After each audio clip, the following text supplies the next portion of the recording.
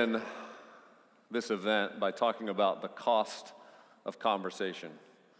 The mission of THINQ is to help you create conversations that lead to wisdom. But in today's culture, there's a cost that comes with leading the conversation.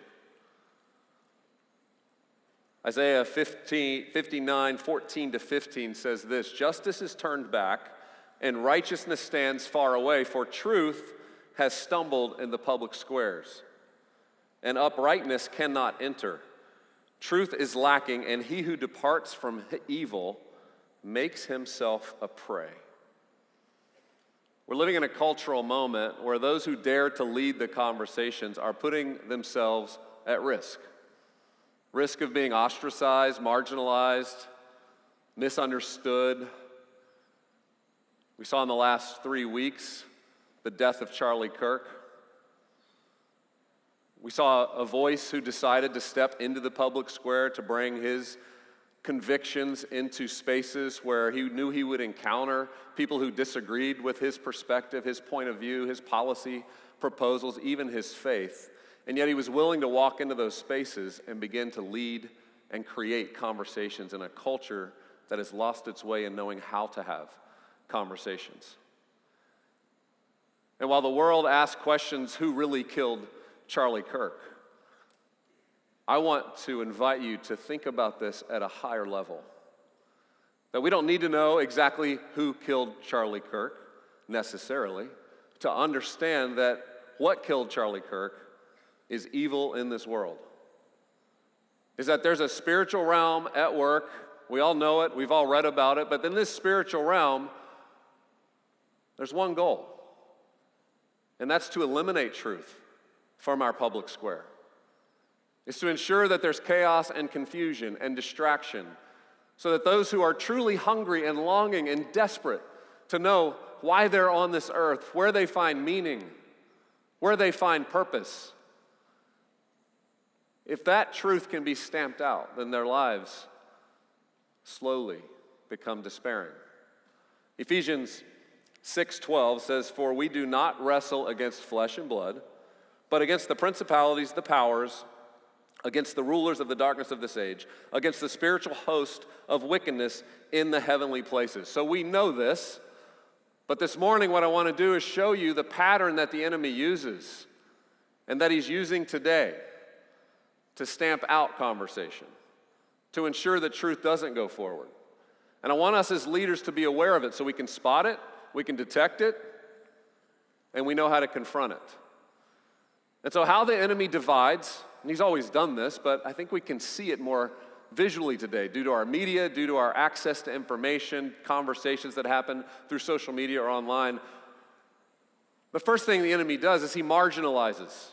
It's his first step in his strategy. He wants to marginalize. Now, when we think about how this is operated with the Christian faith, we can just go back a century to the Scopes monkey trial, and you can see how a trial that had to do with creationism and evolution being taught in schools was the beginning in this culture of starting to marginalize Christian faith, of starting to brand the Christian faith as something a little odd, a little anti-intellectual, a little weird, and not so aligned with science and progress. And so the enemy loves to marginalize. He marginalizes people groups. He marginalizes big ideas that are true. He plants seeds of doubt that make people start to look at one another and not trust, but choose to doubt. That's just his first step. The next thing he does is he demonizes.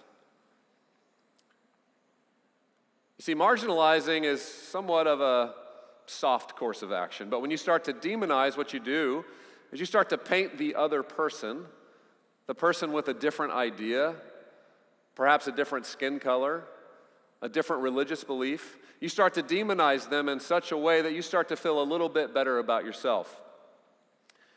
You might hear it in terms like racism, or you're a racist, or you're a bigot, or you're a homophobe, or you're a white supremacist, or you're a radical leftist. You start to hear these terms thrown around, and they're meant to start to demonize somebody else that perhaps has a different worldview than you do. And by creating some demonization, we start to create even more divide, even more separation. We start to justify why we feel the way we feel and why we believe the way we believe. But then the next thing that the enemy wants to do beyond demonizing is dehumanize.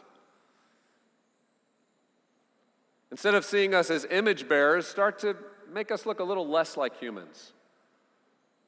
You'll hear comments where people are called vermin or beast, animal-like. Because the more we can dehumanize, the more we can create additional divide that can lead towards a demand for more to be done to that group of people. Today we hear it in the commonly used phrases of you're a fascist, you're a Nazi. These types of terms now just thrown around like it's no big deal. And yet as we understand history, we understand when those terms are used, what you're doing is you're setting up groups of people to be looked at in such a way that they absolutely are the enemy, and they're an enemy that perhaps needs to be shut down.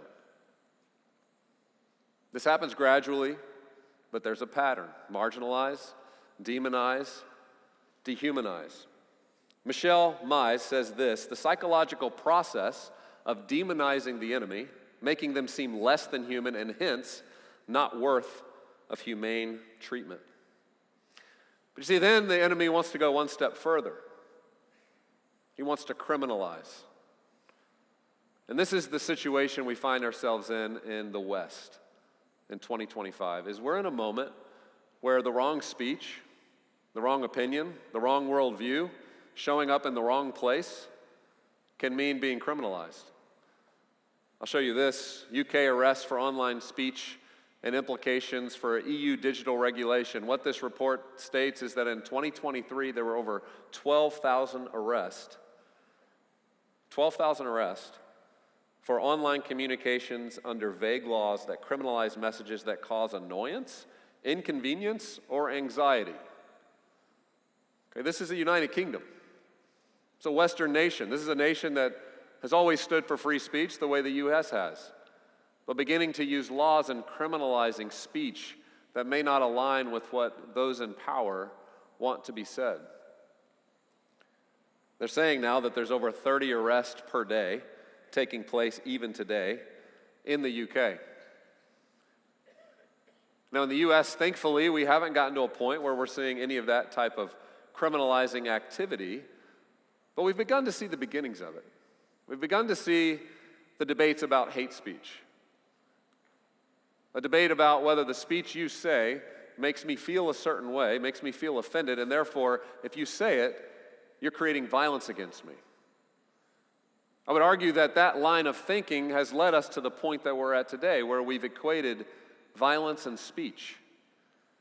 Jonathan Haidt in 2017 made the case in The Atlantic, where he said we must not equate this idea of speech and violence, that words are violence, because what that means is if they believe words are violence, then they believe they can be met with physical violence.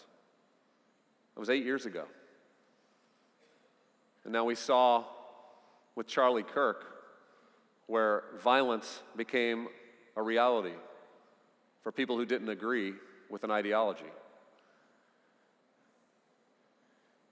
You see, the last stage of the enemy's plan is not only to criminalize, but it's ultimately to victimize.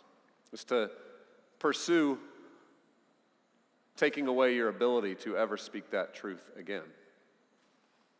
And we're in a certain cultural moment now where it's a fever pitch around this discussion. If you just look at the next generation, 34% of college students right now believe that using violence to stop a campus speech is acceptable, at least in rare cases. 1 out of 3 college students, using violence is acceptable to shut down speech that you don't like. And then only 56% of Gen Z think political violence is wrong, compared to 93% of baby boomers. So the other 44%, there's some acceptability here that's been woven into our culture that starts to believe that if we disagree, we can demonize, dehumanize, criminalize, and ultimately victimize those with who we disagree with. This is the context we find ourselves in today, in this cultural moment. But what I want to remind you as leaders of is that you are positioned beautifully to lead the next conversation. You see, we can't stop talking about the truth that we know sets people free. We don't have that option. God's called us to show up in these spaces, to show up in the public square, to show up in our churches, to show up in our schools, to show up in our homes, to show up in our boardrooms, and bring the truth to light and expose the deeds of darkness. I think we all sense that the spiritual battle is rising to epic proportions.